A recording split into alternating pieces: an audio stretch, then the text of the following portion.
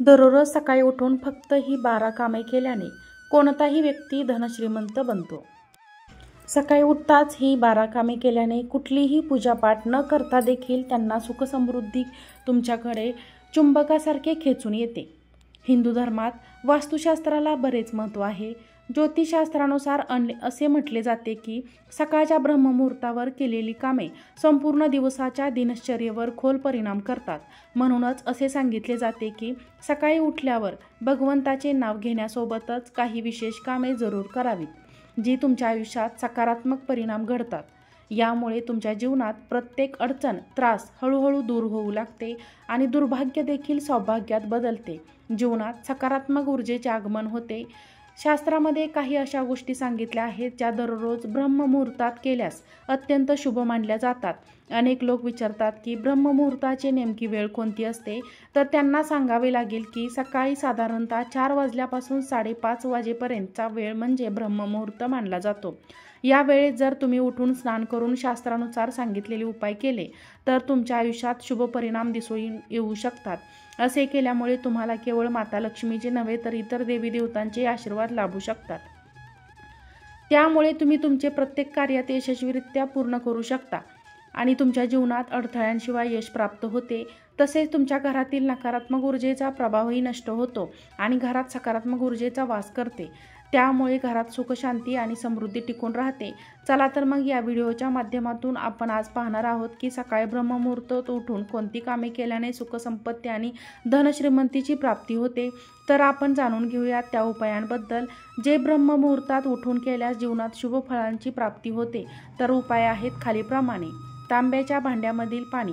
रात्री झोपण्यापूर्वी तांब्याच्या लोट्यात पाणी भरून ठेवावे आणि ब्रह्ममुहूर्तात उठल्यावर सर्वप्रथम त्या लोट्यातील पाणी प्यावे. त्यानंतर आपल्या दैनंदिन क्रिया पार पाडाव्यात.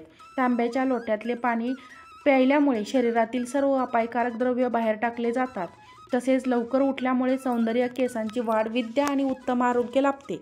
याशिवाय देवतांचाही आशीर्वाद प्राप्त होतो. हातांचे दर्शन. मित्रांनो, शास्त्रानुसार ब्रह्ममुहूर्तावर उठून सर्वप्रथम आपल्या हातांचे दर्शन करावे. तुम्ही विचार करत असाल की याचे काय फायदे असतील, तर असे सांगितले जाते की असे केल्याने नेहमी देवदेवतांची कृपा राहते, तुमचे नशीब बलवान होते आणि ते तुमच्यासोबत असते. यासोबतच धनाची देवी लक्ष्मी आणि विद्येची देवी सरस्वती यांची विशेष कृपा मिळते, ज्यामुळे जीवनात संपूर्ण यशाची प्राप्ती होते आणि आर्थिक भरभराट होते. शंख आणि तुपाचा दिवा. शंखाला हिंदू धर्मात खूप महत्त्व आहे, ज्यामुळे रोज सकाळी घरात शंख वाजवल्यास नकारात्मक ऊर्जा नष्ट होते आणि सकारात्मक ऊर्जा नांदते. यामुळे धनवृद्धीचे योग देखील तयार होतात, कारण शंख समुद्र मंथनातून प्राप्त झाला होता आणि त्यामध्ये माता लक्ष्मीचा वास असतो असे मानले जाते. त्यामुळे जेव्हा घरात शंख वाजवला जातो तेव्हा तेथील सर्व प्रकारची नकारात्मक शक्ती नष्ट होते आणि घरात सुख, समृद्धी व शांतता टिकून राहते. याशिवाय सकाळी आणि संध्याकाळी तुपाचा दिवा लावल्यास घरात सकारात्मक ऊर्जा टिकून राहते. विशेषतः हा दिवा जर तुळशीपुढे लावला गेला तर तो आर्थिक समृद्धीत वाढ करतो आणि तुम्हाला आर्थिक लाभ मिळतो. यासोबतच दिवा लावल्याने घरात देवी देवतांचे वास्तव्य होते आणि त्यांच्या कृपेने तुमच्यावर सदैव आशीर्वाद राहतो. यामुळे व्यापार आणि नोकरीमध्ये प्रगती होते.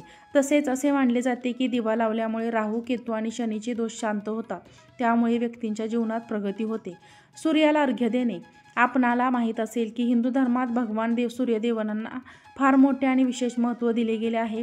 अशा स्थितीत सूर्याला अर्घ्य देणे हे केवळ धार्मिक दृष्टिकोनातूनच फायदेशीर नाही, तर वैज्ञानिक दृष्टिकोनातूनही अत्यंत प्रभावी मानले जाते.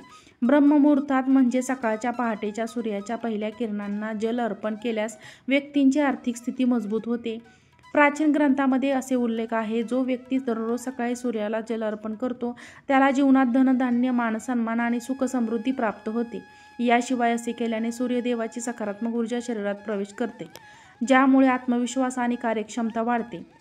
त्यामुळे सूर्याला अर्घ्य देण्यासाठी तांब्याच्या लोट्यातून पाणी भरून त्यात गूळ, लाल चंदन किंवा लाल फुलं घालून सूर्यदेवाला अर्पण करावे. असे केल्याने व्यवसाय आणि नोकरीत यश प्राप्त होते. तसेच अडकलेली कामेसुद्धा वेगाने पूर्ण होतात. याशिवाय सूर्याला अर्घ्य देण्यामुळे कुंडलीतील सूर्य बळकट होतो. सूर्याला जल अर्पण करणे. ब्रह्ममुहूर्तामध्ये लवकर उठून स्नान वगैरे करून घराच्या मुख्य दरवाजावर जल अर्पण केल्याने सकारात्मक ऊर्जा वाढते आणि घरामध्ये धनधान्याची भरभराट होते. प्राचीन मान्यतानुसार जलत्वाशी संबंधित अशा काही क्रिया असतात ज्या व्यक्तीच्या बागेला उजळतात. सर्वप्रथम पिंपळ किंवा तुळशीच्या झाडाला जल अर्पण करण्यात त्यांचा शुभ मानले जाते. कारण तुळशी मातेवर जल अर्पण केल्यास घरात सुख समृद्धी नांदते आणि दारिद्र्यता दूर होते. तसेच तुळशीचे रोप हिंदू धर्मात अत्यंत पवित्र मानले जाते आणि ते भगवान श्रीहरी विष्णूंना अतिशय प्रिय आहे. पिंपळाच्या वृक्षाला जल अर्पण केल्याने पितृदोष दूर होतो आणि कुबेर देव प्रसन्न होतात. याशिवाय घराच्या मुख्य दरवाजावर पाणी शिंपडल्याने फार लाभ होतो. त्यामुळे नकारात्मक ऊर्जा घरामधून निघून जाते आणि सकारात्मक ऊर्जा वास करते.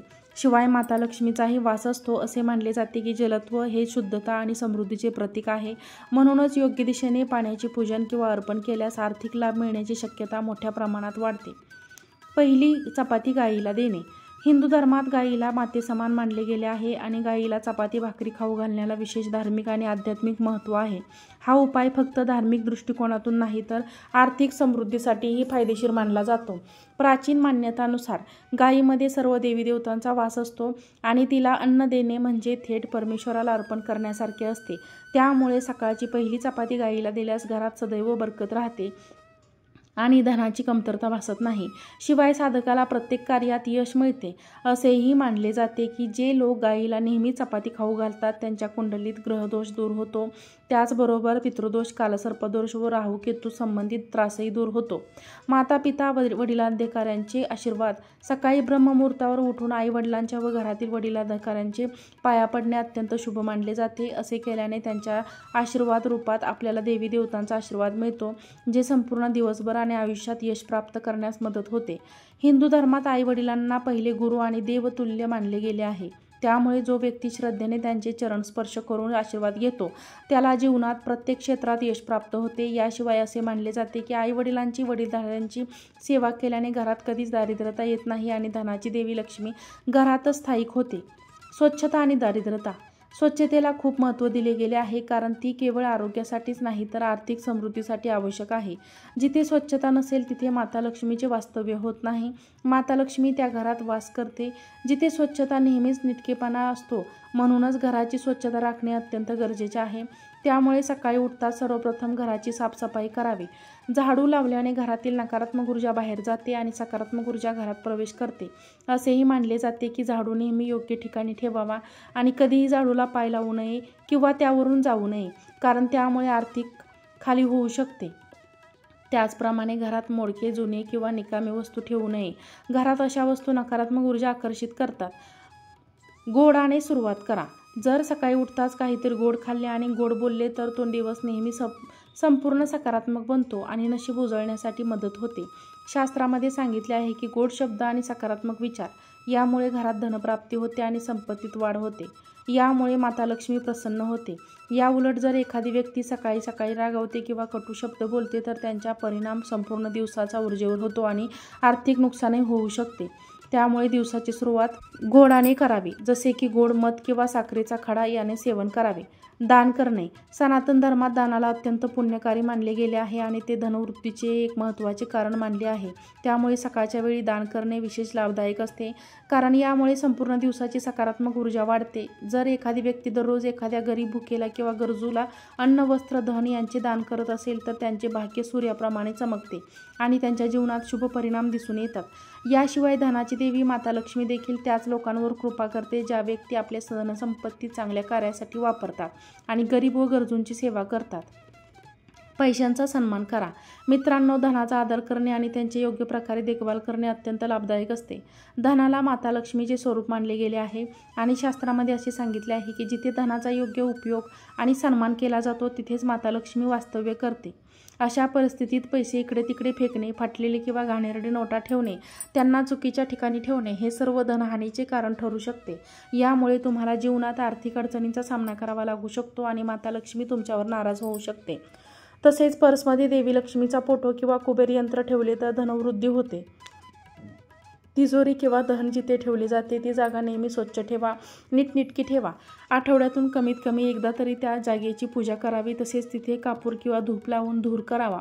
याशिवाय सूर्यास्तानंतर पैसे घेणे किंवा उधार देणे टाळावे कारण हे आर्थिक नुकसानीचे कारण ठरू शकते. कापूर जाळणे. कापूर जाळल्याने साधक धनवान बनतो. जर तुम्हाला कापूर वापरून धनवान व्हायचे असेल तर जेव्हा तुम्ही स्वयंपाकघरातील सर्व कामे पूर्ण करता तेव्हा एक चांदीची वाटी घ्या आणि त्यामध्ये एक लवंग व एक कापूर एकत्र ठेवून त्याला पेटवावे. असे केल्याने तुमचे घर नेहमी धनसंपत्तीने भरलेले राहील.